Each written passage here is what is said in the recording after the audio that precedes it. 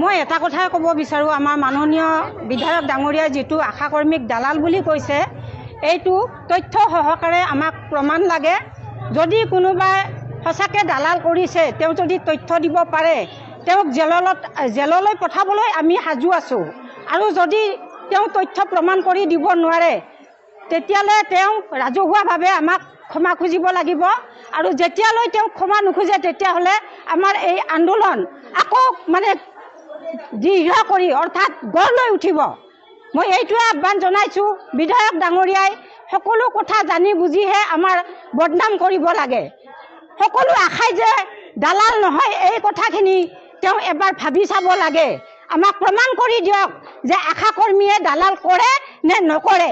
কিন্তু মই কৈছোঁ যে আশাকৰ্মী সকলো দালাল নহয় আৰু নকৰে। যদি কোনোবা দালাল কৰে, তেওঁক আমি নিজে ধৰি আমি থানাত গতাই দিম। আজি আমি ইয়াতে কলগাছি ব্লক পেচিৰ চিভিল হস্পিটেলৰ SDM ছাৰক এখন স্মাৰক পত্ৰ দিলোঁ। ইয়াত যিটো আশাৰ ওপৰত এটা নিৰ্যাতন, এটা অপপ্ৰচাৰ চলোৱা হৈছে, তাৰ ওপৰত ভিত্তি কৰি আমি আশা বাইদেউসকল বহুত দুখেৰে ইয়াত আহি আমাৰ SDM ছাৰক এখন স্মাৰক পত্ৰ দিলোঁ।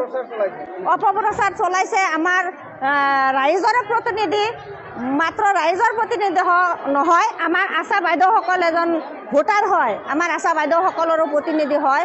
এখেতক কোনে বা কি ক'লে যে কি কৰিছিল, অলপ কেইদিন আগতে আহি আমাৰ চেয়াৰমেন আলী ডাঙৰীয়াই এখন প্ৰাইভেট চেম্বাৰত গামোচা পিন্ধৰ কাৰণে মাতিলে এটা চেম্বাৰে।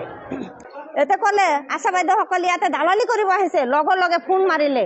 ফোন মাৰি তাতে ক'লে যে আপোনালোকৰ আশা SDM ছাৰক ফোন মাৰিলে, আপোনাৰ আশাখিনি কিয় প্ৰাইভেটত আহিছে। ছাৰক চাব গৈছে, হয়তো দুই একজন চেম্বাৰত ডক্টৰক চাই আছে, তাতে বেনিফিচিয়াৰীৰ লগত গৈছে। এনেকৈ এটা তাৰমানে ডাঙৰকৈ এটা প্ৰচাৰ পাই দিলে যে আশাই দালালি কৰিছে, আশাই প্ৰাইভেট হস্পিটেলত গৈছে।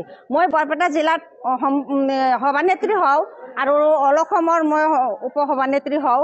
মোৰ গাত লাগিছে, আমি সেইটো কথাক বহুত ধিক্কাৰ জনাইছোঁ।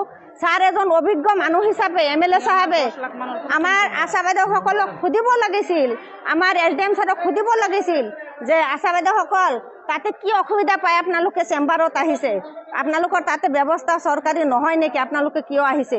এনে আজি এছেম্বলিতো সেই কথাখিনি কৈ দিলে ছাৰে।